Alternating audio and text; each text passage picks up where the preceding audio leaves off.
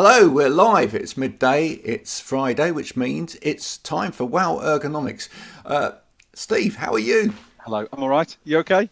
Yeah, I'm good. Been trying in the Happy last. new studio. Happy new Oh, thank you. studio. Yeah, it's all lovely, isn't it? It's all Hmm. no need for a sheet anymore. Yeah. So when did you move in? Literally this week. Right. Okay. Yeah, I spent the whole weekend sort of trying to get the space ready, Mm, and there we are. But yeah, it's great. It's a great space, mm, and I've got all my favourite things around me in here. I mean, it right. looks very clean, Yeah, right? but Like there's nothing here. But actually, if I could show you around, there's mm, within easy distance up here. I've got some books, which is rather nice. I've got some of mm. these. I wonder whether you remember these. Okay. Here we go. Flipping heck. Is Yeah, that a cassette? that's a cassette. That's actually a cassette that was sent to me last week. Wow. Yeah, I know. Speaking of cassettes, do you remember Cassingles? Casingles. That is Which actually a was casingle. which was the sort of the cassette version of a 7-inch, wasn't it? Was that there was literally like one song on one side and one song on the other. That was Y- it. Yeah, no, absolutely. That's absolutely what that Mm. was. And then up here we got records as well. Look at that, which Bit of is vinyl. Bit of which vinyl. is which is which is rather nice. In the background over there, we've got record player, CD, all of that, and a nice board here. In case we ever have a brainstorming session, I can write on this, and it's a magnetic board as well. Well, we got brains. We can brainstorm, can't We, we? that may or may not happen. Anyway, folks, Guest time. it's time to bring our special guest in for today. Thanks for turning up, by the way, everybody. Been really active this week as well on trying to start promoting Wow a bit further. So you might have seen a few little funny clips or unfunny clips from last week, Okay. perusing around the interweb. Well, there we Yeah. go. Today we're going to be joined by Jenna. Jenna, Hi, welcome. Hello, Hello, Jenna. how are you? I'm very good. How are you both? I was enjoying a little chat about cassette tapes there. I was having flashbacks. Yeah. Oh, you're not old enough, surely. Oh, I am. Are you? Yeah, I am. Oh, Uh, are you old enough? Okay, here's oh the big one. no. Are you old enough to remember queuing in Woolworths to Yes. to get Yeah. to try and buy your favourite artist's single for the week? Oh, not single, no, but I remember queuing in Woolworths, and where I lived, the pick and mix was right next to it as well. So you Oh, could sort of the old stand in pick line and and mix. as you go down the queue line. I loved Woolworths. I mean, I did. I was a shame when Woolworths went. I went to the closing down sale, which was chaos, and I remember people fighting, like trying to grab that last inanimate plastic object. Yeah. You know, I want it. No, I Yeah. do. But it's a Was Wool- green watering can. was Woolworths the first victim of online shopping, do you think? It was Must be. certainly really up there, wasn't it, in terms of 2007, 2008? Is that yeah, about it that was sort of it was time? one of those Yeah. massive shocks for us all, Mm. really. I think at the time it was I think that's why it was so it resonated so much was I mean, we kind of see it all of the time now, Yeah. unfortunately. But at the time it was like, wow, this institution's been around since day dot. And for anyone that had grown up with it, it was like, you were pulled there from a young age because your mum could buy you plimsolls for school. Do you remember that? They actually used to have like a counter in the middle with Mm. plimsolls, which has now moved to the certain middle aisle of a certain supermarket. Mm. But yeah, and then it just always amazed me. There was always something to be fascinated about Mm. in Woolworths because it literally did have an inordinate amount of plastic objects molded and shaped into every single thing that you couldn't possibly need. But we bought them. We Yeah. did. Yeah. The two things that I always, you've already mentioned them, the two things that I associate with Woolworths, pick and mix Mm. and music. They were the Yeah. two things that were if you said Woolworths, they're the two things that just immediately spring to mind. Yeah. Woolworths were one of the first companies that did there was a point in time when vinyl became very expensive. Vinyl records became very expensive, and so what some of the supermarkets like Woolworths did was they actually used to go and get session singers to sing the hits of the day and make their own versions of the hits of the day on records. And you would go and buy them on these records, and it was almost like the forerunner of now, but with all of these awful artists on, and and none of it sounded quite like the actual record.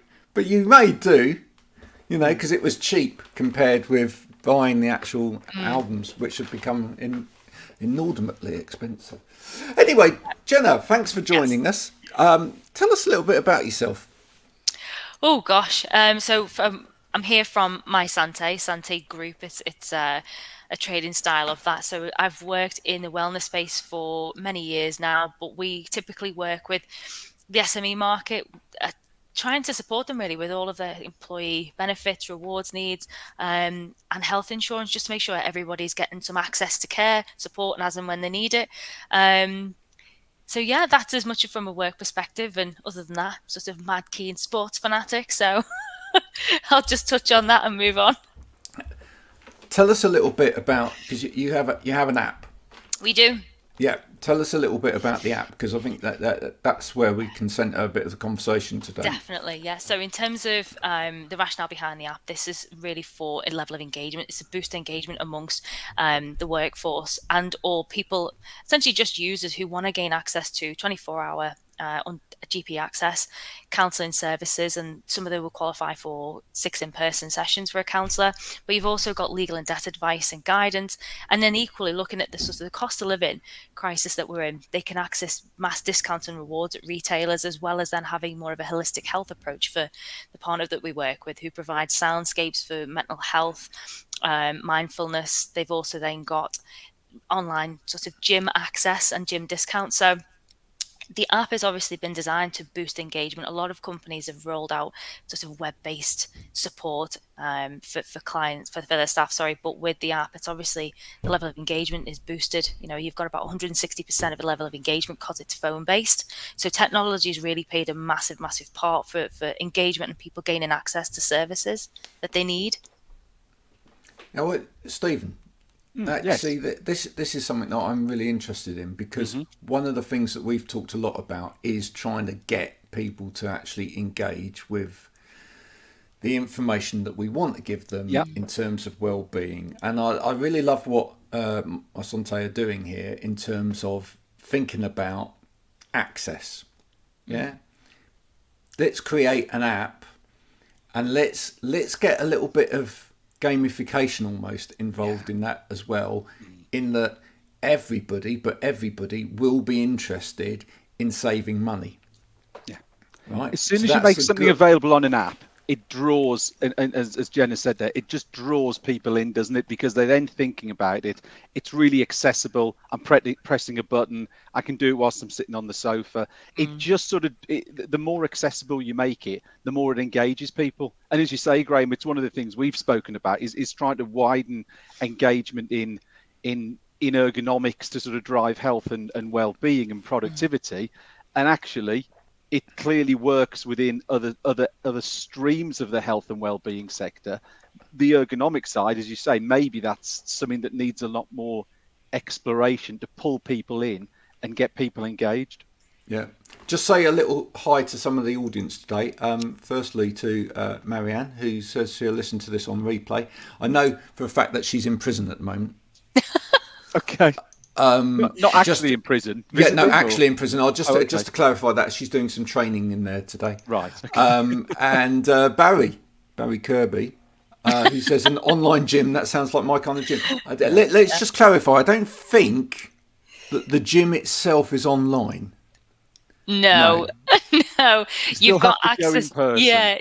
You can obviously go in person. You can get a discount for a physical gym and go there, but equally there are videos of workouts, and it's a multitude of different sort of access to movement. So you've got things that are centered around age specific, or you've got things which are really high intensity, low intensity, things that are around yoga or Pilates. So there's lots of different usability functions in that sort of online gym. So they're all Barry's videos made to a watch. Yeah, Barry's made a Barry's really good comment second there, comment's hasn't great. he? Do you want to take that really. one? Yeah, I mean, I was just going to say, I think the perception a lot of the time that these benefits only apply to those sort of, and you're sort of an SME, you were saying at the start, Jenna, Yeah. but actually on the flip side, a lot of people associate those benefits with the other end of the market, the larger corporates, the people who've got thousands and thousands of employees. And I think a lot of people maybe in the SME sector maybe sort of feel neglected, but actually you're totally focused on them, and that's going to draw them in and provide a benefit they maybe perceive they don't have, but actually it's at their fingertips. Yeah, definitely. And especially we could say that the idea really that these services are purely ring fence around large companies is it's untrue. There's so much there housed within an app that people can access, but equally the demographic of people who work in SMEs, even a business owner themselves, they're working for their company, in their company as well. And they're the ones who've got a great amount of pressure on their shoulders to look after themselves, but also the business. So to have this just for a small level of engagement in terms of users is phenomenal, and it's a really good staff retention tool. It's holistically, it's great for people's mental health as well as emotional health. So we've marked it at a point where it's accessible, it's cost effective, it's simple to engage with, and the onboarding process is even simpler. Yeah, the thing is that it's true, isn't it? I mean, a lot of the larger companies that are out there, they are the ones that will have an EAP, they will have an employee assistance program, they are the ones that will perhaps have someone internally that can deal with specific areas of health and well-being as well. They will have somebody that maybe deals with employee benefits across the board or whatever. It's the small to medium sized businesses who are just trying to get on. Yeah. And certainly from a management point of view, it's like, do I really have time to look at this? Not really, because actually I've got all of this other stuff to deal with on a day-to-day basis in terms of just running my business. But if we can actually buy into something where the employee can almost self-serve, but we know that we're taking care of the employee, that's really, really helpful. I think one of the biggest benefits is, we're talking about the technology aspect. It's removing the touchstone of being either signposted via a third party or being almost help yourself. And people who sit as people managers, engagement managers, they do want something that's going to be multi-tooled for people. They don't almost want to be dictated and here's something on a Wednesday afternoon. They can choose what's relevant and beneficial to them. But the architecture of the app, the technology is there, and the architecture in such a way, it's more of like a supermarket. You can't get to the bread and the milk without going past other services first or other items. And that's how this has been designed. You have to go past the virtual GP and private GPs. You have to go past the EAP system to get to the rewards and discounts, which you're going to use more readily anyway, we hope.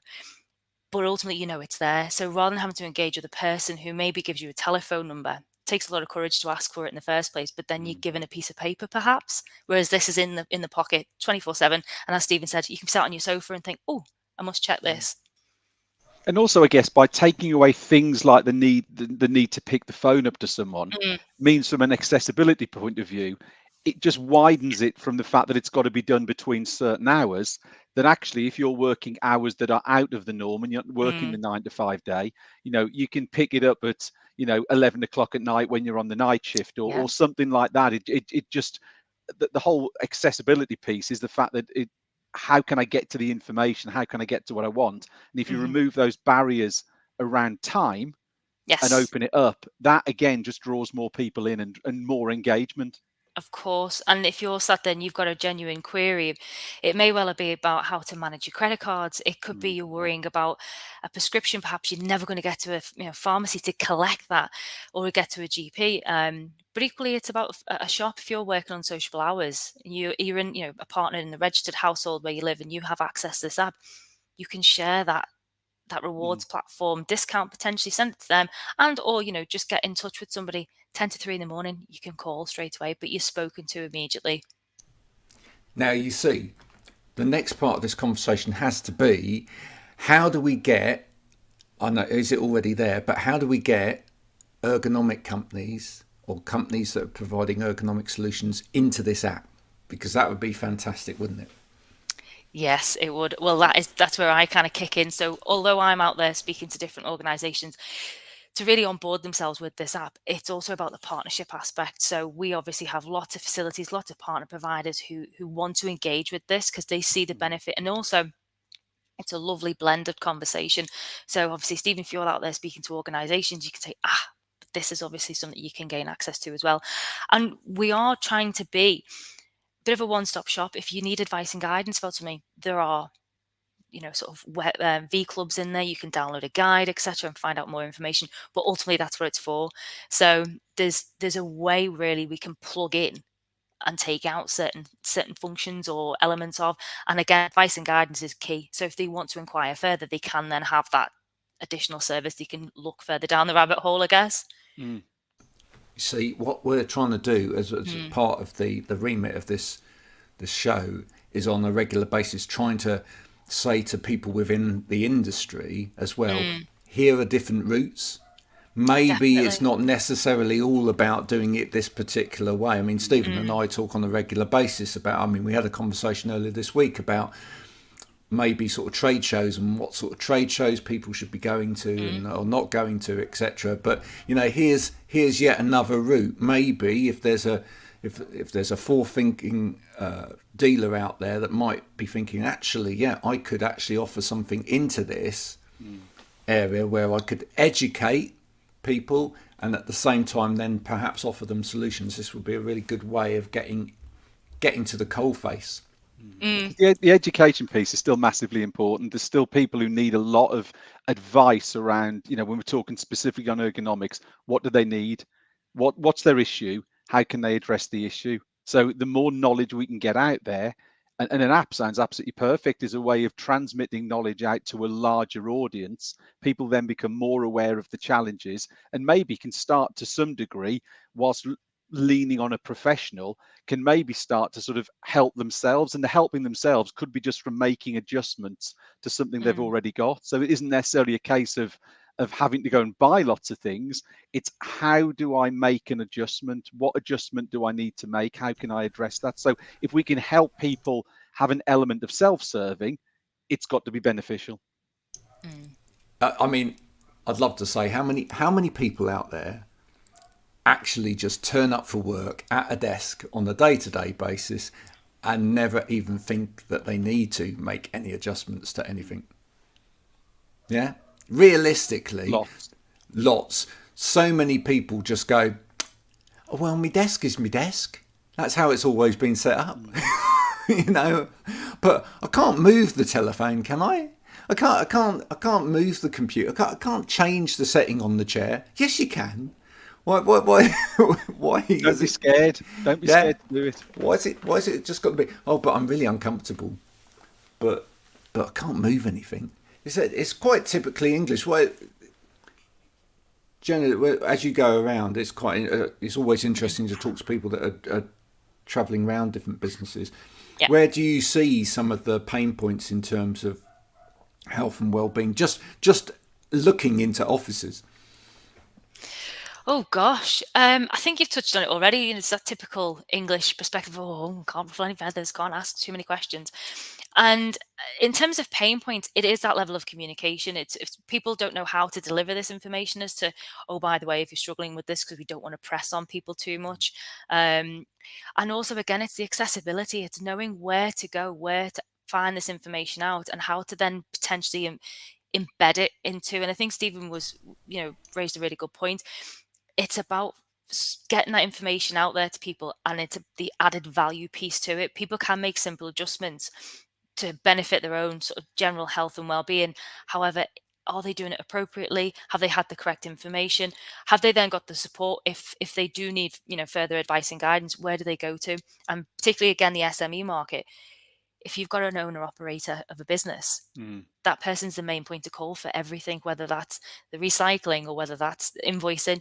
And it becomes a bit more of a barrier again for people who do need something. to find that out. But when I'm going around, it's different sectors, different industries have different pain points again. So looking at a very male dominated environment, are they going to want to engage with or have access to counselling services, EAP services, but are they going to ask for that? So by definition, I turn up and say, oh, by the way, there's this too. So again, it's providing the right level of information, delivering it in the right way, and then having additional things out there they can sort of get support with. I think Barry's point here is quite important as well. I mean, I remember when I first sort of stepped into the health and safety sector, as it were, in terms of well-being. And actually, I think we talk less about health and safety now, in a way, and more about overall holistic well-being. But there was health and safety people were almost seen in the same way as insurance salesmen. Well, you didn't answer the door if they rang the bell. Don't say that. that or estate agents. It was just there was a whole club of people.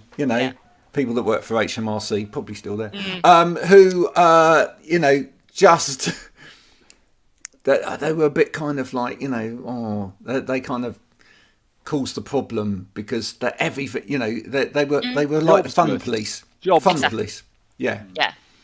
But again, I think this is where things like the technology that you're bringing in, I think that's brilliant because I think it kind of softens that element. You can still have that expertise that's needed, and sometimes it is, actual regulations, or it is actual sort of proper advice that means that you've got to do something, but it's how you bring that to the individuals. And by bringing it in a softer way, you almost make it more palatable. I agree in terms of we're given a whole suite of things for people to engage with. We're not dictating, and they can find and source things that they feel are appropriate for them. Depending on age, demographic, the job type, their roles and responsibilities in a household, they can access things that they think are most appropriate. And if we sidestep the words, health and safety, it's very much about welfare. And that's something that I will use, depending on, again, the environment. It's about the right level of, pitching things to people. But health and well-being is welfare, it's health and safety. And I say you're having that sort of sensitive conversation, and people are going to engage with it on their terms. I think this is a very interesting question. Do people, I think there's that if isn't of, do people value the level of independence that this type of app brings? Do you see that? Do you have any metrics from coming back from the app in terms of kind of engagement? So we obviously, the best sort of feedback really is personal feedback that we get. Obviously there is MI data that is on the back of this. It is anonymized with certain services, but we can see and track touchstones within the app and how much they fly through it as well. So certain, again, architecture points that they have to go through certain screens to access stuff. But it is the level of independence. We've had some people who said, oh, I don't want to be told I've got to do this or access that.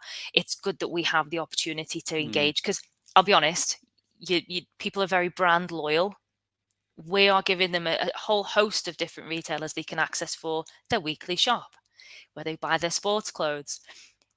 They're not being dictated to by having one singular provider. It's multiple. So again, they have the freedom of choice. And also, postcode lottery, depends where you live, depends what supermarket you can access. So that's why we want to make it as universal for everyone. But again, that's why the app is great, and the use of technology, because you can almost zero in geographically where you live and go, there's this available to me. I think that's really interesting. Really Go on. Yeah, you can say Jenna made just a couple of points ago. You mentioned about the fact that you were talking about, almost someone who's that owner of the business, is a bit of a jack of all trades and wears various hats. And that's where, again, this app really, really will add a lot of benefit, because that person, as much as they can try, can never be an expert in all of those different fields, because that owner of a business with maybe half a dozen employees, he's having to, he or she is having to cover HR and finance and all the other things that go with it. So actually, it's probably a bit of a godsend for a lot of those business owners out there, because they'd probably acknowledge it's not areas they're experts in, but maybe recognize it's something they need to give to their staff. So it's maybe something they want to provide, but don't feel that they maybe have the skill set, or because of the nature of the size of their business, they Yeah. don't have the ability to employ someone to specialize in it. So and you mentioned before, staff retention. I want, those small businesses are maybe looking at and thinking, actually, we can keep those people, because staff retention's expensive, or Yeah. bringing people in is expensive, but as a percentage, it's bigger for those smaller businesses. Therefore, if Yeah. we can help them retain their staff, again, it's sort of, it doesn't always come back to cost, but it helps them be a profitable business, because they're Mm. not constantly having to replenish staff, train, someone leaves, train. Do you know what I mean? It has so many benefits for that sort of SME area. Yeah, and even down to, we touched on the sort of financials. If you have got limited budgets, every company does have a limited Mm, budget, and also salary increases that we've seen, some higher than others, some grossly inflated, some underutilized. Some companies can't compete yeah. with increased salaries. They can't compete with commissions or bonuses. But to give a welfare rewards benefits app to people, other companies might be able to increase salary elsewhere, but they can't provide a benefit like this. So it, it's the value added piece that I think some Mm, people can't really engage with. But if you can give a little back to the workforce, and they think, well, I've got all of these, why would I even consider for 50 yeah. pence an hour more? And that's not to say that there are other factors or other barriers maybe, but it's just again nice little piece of kit that they can engage with. And you Mm, said, wearing all those different hats as an owner operator, they may not want to have those sensitive conversations as well, that someone's struggling with their weekly budget to either get to and from work or to gain access to a particular supermarket. Those things are almost removed because they can save X amount of pounds, pennies, etc. elsewhere. So, and the strapline, every little helps from a supermarket. It's true in real term yeah. for Yeah. everybody.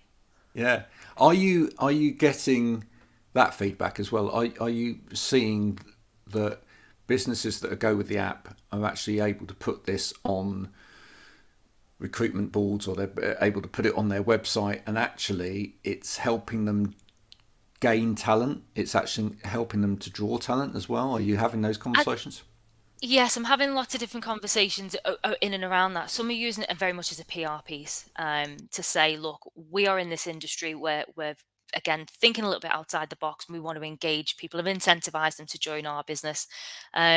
In terms of the retention side, there's lots of factors we couldn't really, pinpoint and say it's ultimately because of what we've Yeah. been able to input to the business. It'd be nice if However, we could. it would be, yeah, but there's lots of levels of Mm, engagement inside organisations. But I will admit there are companies out there in certain sectors, should I say, that don't typically have this available to a wide group of staff.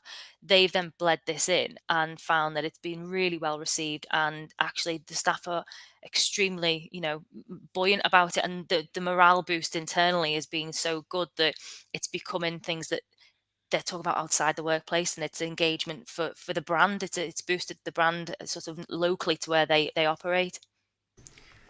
Stephen, this is another one that I think would be great mm, for the and I'm sure there's a business opportunity there for what I'd like to call the ultimate induction box. Yeah. okay. One of the things that Stephen and I have talked about before is, and we saw this a lot, especially through lockdown, was that people were starting to show when they joined a company what it was that they were given as an introductory gift when they joined the company. And you got a load of these posts where I've joined this company today, and look, they bought me, got me a bottle of champagne, nice box Box of of chocolates. chocolates. Yeah. Look, they bought me some pens with the company name on or whatever. And I was just thinking, no, this is just crass. It's just absolute tosh, right? Because all of those things are really quite temporary. They're not they don't really say anything about that company culture, Mm, And of course, the person that's just joined the company is going to go, oh yeah, I'll put probably because they've got someone behind them, with a whip saying you've got to put that on LinkedIn now. yeah. And that's the only time you're ever getting chocolates. But what we've started saying is it would be great if we could almost kind of build the ultimate induction box, which is really centered around sort of health and well-being, so that when someone joins a company, it's like, you've got this app, you've got some ergo kit. You know, we had a lady on a couple of weeks ago. Do you remember the lady from Easy Hampers who's got like an allergen friendly hamper with lots of things in it that are really based around well-being? You know, just things that would actually, you know, gym pass, right? Just things that would actually say, this is what we would like you to be like, you know, or this is what we are promoting as a company, because we want you to be healthy working here. We want you to stay healthy working here. Yeah. And so these are actual tools that would be of benefit to you. And a box of Thorntons as well. I mean, we don't want that to be sort of totally ruled out, but it's got to be, you know. Does it have to be that? Well, you know, or any other brand. I was just first one that came to mind. So any brand of chocolate is fine. Yeah. I think you touched on a really good point there, Graham. I think and I've had it in the past. People have provided, you know, the token gifts when you first start, but I never considered it. I don't, touch wood, I don't suffer with an allergy or anything like that. But somebody being given a bottle of wine, for instance, and they've abstained from alcohol for many years, it's a bit of a trigger for them. Food items they could be allergic to and things like that. But again, it's about equality and equity as well. Is someone able to physically get to a gym? They might have such a busy household that they can't get to one. Again, if they're a single income household, do they have the funds to get to and from and pay for the? So that's why, again, the technology is so great in taking welfare, well-being, rewards, benefits a lot further with employees and users of the app, because you have anything that's on there. It's a downloadable, it's a video you can engage with, it's a soundscape, it's a podcast. And then other things you can do now. We talked about Woolworths off the high street because of the online surge in shopping online. You've also got the rewards platform. You can access supermarkets and stores online and utilize the reward aspect of the app again. So it's equality, diversity, equity. You know, it's bringing all of this other stuff, as you say, in that induction box, throwing in everything else about the ergonomics, education point, value added. Are you actually appropriately placed at home in a hybrid role or in the workplace? This is where you find out this information, because we want you to be fit and well. And I guess some people can use the app as well to get information back, and then that can kind of drive even more benefit by saying, actually, oh well, we can provide some resources around that. So if that whole piece at the beginning, Stephen, where you were saying, you know, it's sometimes it's quite difficult to know where that person is these days. They might not all be in the office. They might be working from home. They might be working in a cafe or whatever else. So, you know, maybe even capturing information about where they're working, etc. Maybe looking at, I don't know what data you're allowed to look at and what you're not allowed to look at, but just an understanding. Because I'm not sure that we're gathering proper data about exactly where people are working out there, and that could be useful.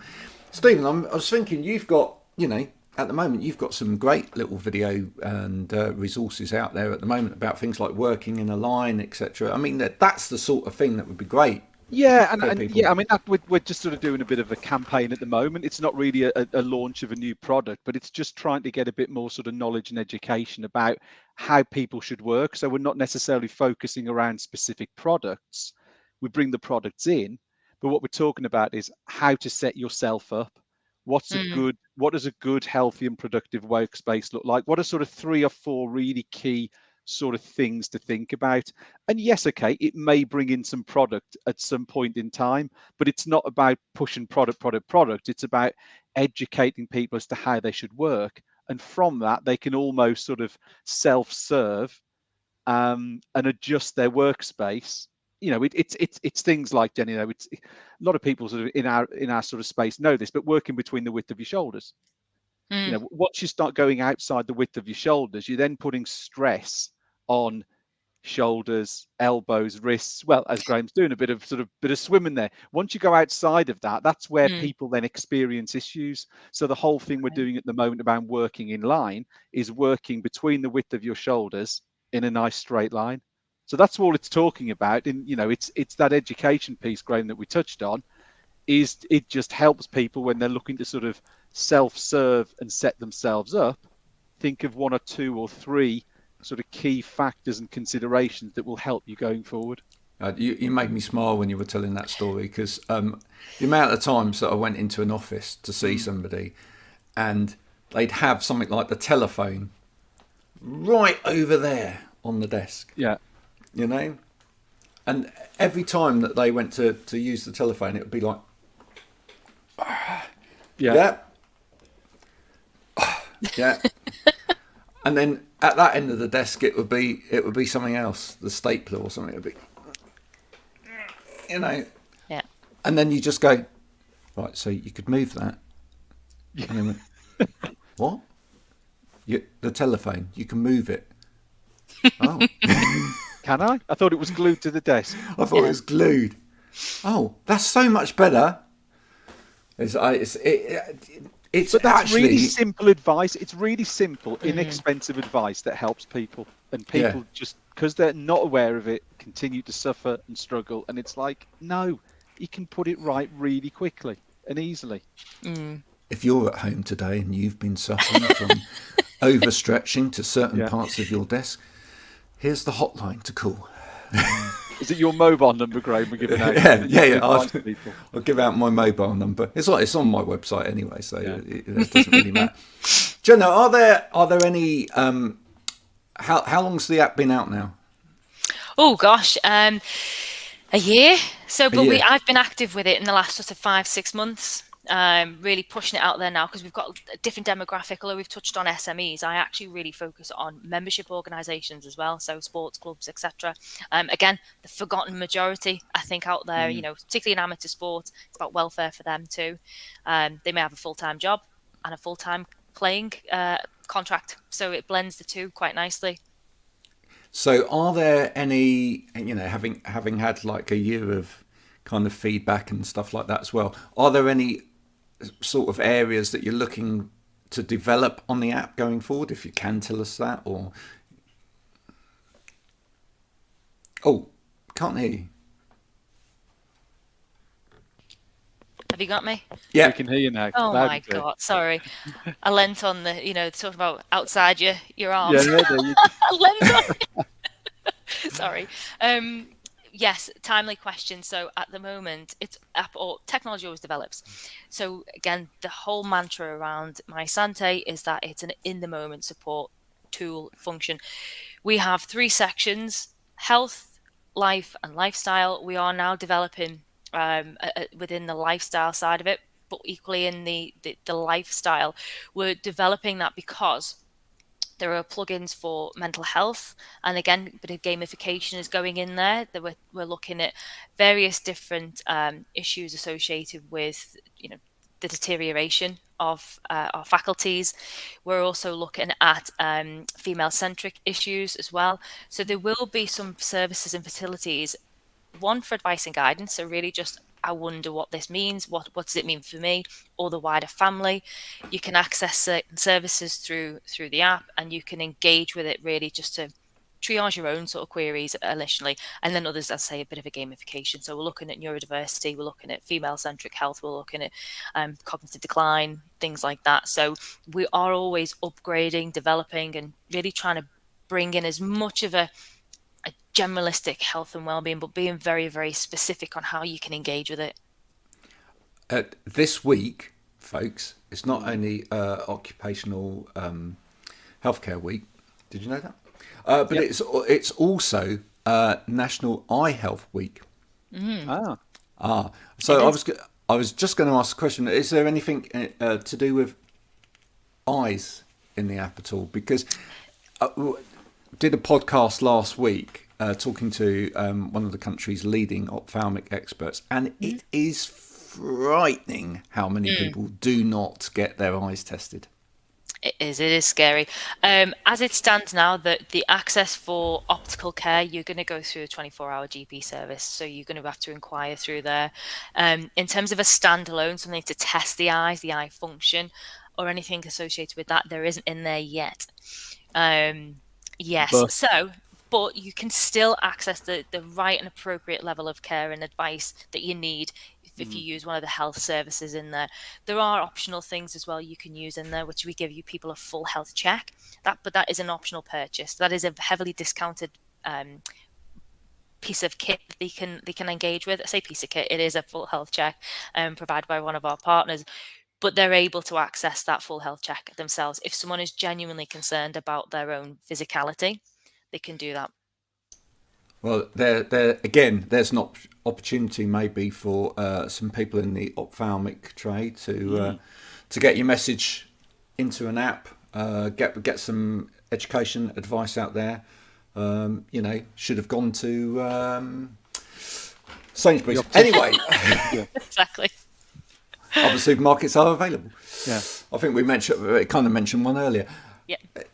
I think it's brilliant. I think it's a brilliant piece of kit. I think we need to, kind of as closing sort of a roundup of this.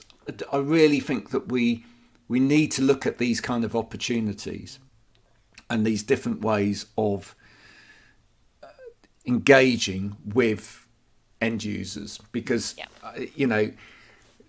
Stephen and I have been doing this for 3 years, maybe more now, and the ergonomics trade, for example, the ergonomics sector have been talking about things like laptop use and whatever for donkey's years. I mean, donkey's years, absolutely donkey's years.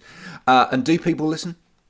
Some do, some don't. It's really difficult to actually get people to really engage with these things, and I think sometimes it's partly about how we try and have those conversations, or how we try and put these things in front of people. So it's not what we're saying, it's how we're saying it and how we're projecting it and how we're trying to get the message out we're probably going down the wrong route. Yeah. And one of the reasons we started this, and we get quite a lot of feedback and good praise for this, is because when we first started it, we really wanted to make a piece of content which wasn't so boring as a lot of the ergonomic content that was out there, and was quite preachy.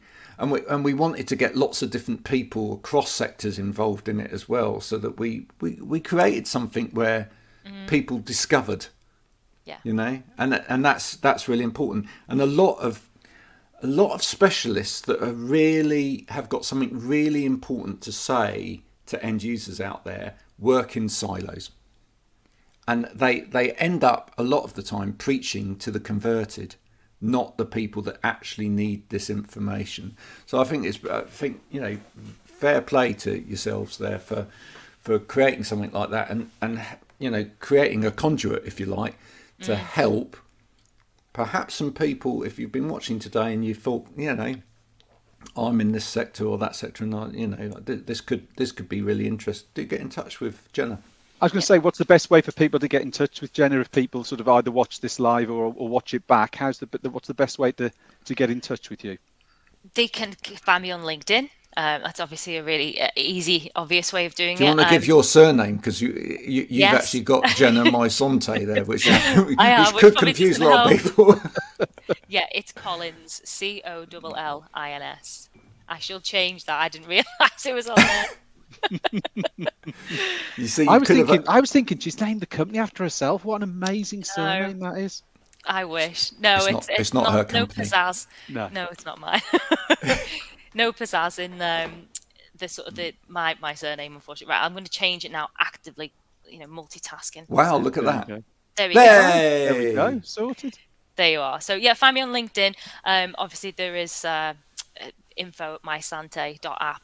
They can find me via that email. But in terms of, as you say, inviting conversation, even if it's just a added value conversation I can have, it's all the better for it. Because sometimes you say it's about that pitch level. Are we pitching in the right way? Are we, advising people or dictating to them? And I think what we're all trying to do is rather than work in silo, is to pull partners in and have conversation, but add really meaningful value in terms of comms back. Thank you so much for coming on today. It's been a great conversation. Thanks to all of those people that have commented as well. Please do touch base with Jenna on LinkedIn or any other platform if you can find her on there. Stephen, any last thoughts for the week? Last thoughts of the week. Do you know what? I was going to ask Jenna. She mentioned sport before. I think we need to have a sports prediction from you for the weekend, as you said you're big into sport. So there's our final thought for the weekend. Pick a sport and give us a prediction, and then we'll comment on it next week. Well, rugby union, first of all. They've got the World Cup. And to be fair, I watched it last night, so I was pretty... I knew it was going to be a good score, but that was just ridiculous. But in terms of my predictions, Georgia-Portugal, I think Georgia going to win the 1 o'clock game. Right. Ireland-South Africa, I'm going to be tuning into. Ireland do tip to win. I don't know about how many points, and then England versus Chile. I think we should romp home there. Okay, so we'll check up on these next week. So we'll see how many out of 3 did Jenny get right. I'm hoping for a clean sweep, but next week it's the Ryder Cup start. So just saying, I'll definitely be tuning into that. Yes. Just as a bit of a disclaimer, if you do go and put a bet on based on Jenna's predictions there, and you lose, it's nothing to do with us or her. Nope. You know, it's not to do with us. It's to do with Jenna, but it's not our fault. That's just what you chose to do. Yeah. So there you go. Thanks everybody. Thanks for coming along today, Jenna. I hope you've enjoyed that today. That's been another Wow Ergonomics. Next week we have a special guest, Rachel Wood, who's going to be talking to us a little bit about biophilia, which is maybe not what you think it is. If you do already know what it is, then that's fine. So plants and how we interact with nature and what it does to our brains and how it makes us feel. And we'll also be sort of talking to her about management and stuff like that as well. So that all bears well. In fact, we've got a guest lined up for the week after. It's almost like we're becoming organised. Yeah.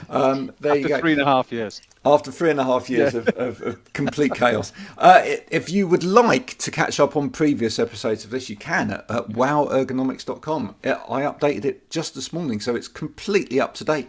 And you might see the odd reel, etc. going about. Do also, let's take this opportunity to say, Back at Elkhuizen are now on Instagram and active. Yes. So, and you can find them under Back at Elkhuizen, which is very difficult to spell. Yeah. But actually, on something like Instagram, it should be quite easy. If you just put Backer, Bakker, into Instagram, they do come up. Yeah. So please do give them a follow on there, because they absolutely love it, and tell them if you do enjoy the content. There we go.